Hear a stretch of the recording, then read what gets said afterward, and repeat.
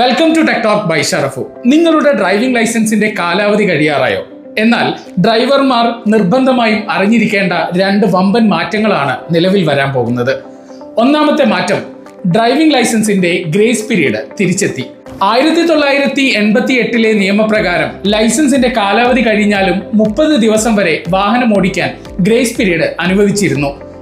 എന്നാൽ 2019 ഭേദഗതിയോടെ അത് റദ്ദാക്കിയിരുന്നു. ഓഗസ്റ്റ് 15, 2026 മുതൽ പുതിയ നിയമ ഭേദഗതി പ്രകാരം കാലാവധി കഴിഞ്ഞാലും ഇനിയുള്ള ലൈസൻസുകൾക്ക് 30 ദിവസം കൂടി വാലിഡിറ്റി ഉണ്ടായിരിക്കും. ലൈസൻസ് പുതുക്കാൻ മറന്നുപോകുന്നവർക്ക് ഇതൊരു വലിയ ആശ്വാസമാണ്. ഡ്രൈവിംഗ് ലൈസൻസ് മുൻകൂട്ടി പുതുക്കുമ്പോൾ ഇനി കാലാവധി നഷ്ടപ്പെടില്ല എന്നുള്ളതാണ് രണ്ടാമത്തെ മാറ്റം. നിലവിൽ ഡ്രൈവിംഗ് ലൈസൻസ് വാലിഡിറ്റി തീരുന്നതിന് 1 വർഷം മുൻപ് വരെ മുൻകൂട്ടി പുതുക്കാൻ സൗകര്യമുണ്ടെങ്കിലും നേരത്തെ അപ്രൂവ് ആകുന്ന തീയതി മുതൽ പുതിയ കാലാവധി തുടങ്ങുന്നതിനാൽ പഴയ കാലാവധിയിലെ ദിനങ്ങൾ നഷ്ടപ്പെടുന്നു എന്ന പരാതി ഉണ്ടായിരുന്നു. എന്നാൽ ഇനി മുതൽ നിങ്ങൾ എത്ര നേരത്തെ പുതുക്കിയാലും നിങ്ങളുടെ പഴയ ലൈസൻസിന്റെ കാലാവധി എന്ന് അവസാനിക്കുന്നുവോ ആ തീയതി മുതൽ മാത്രമേ പുതിയ കാലാവധി ആരംഭിക്കുകയുള്ളൂ. ശ്രദ്ധിക്കുക, ഈ രണ്ട് പ്രധാന മാറ്റങ്ങളും ഓഗസ്റ്റ് 15, 2026 മുതൽ പ്രാബല്യത്തിൽ വരികയാണ്.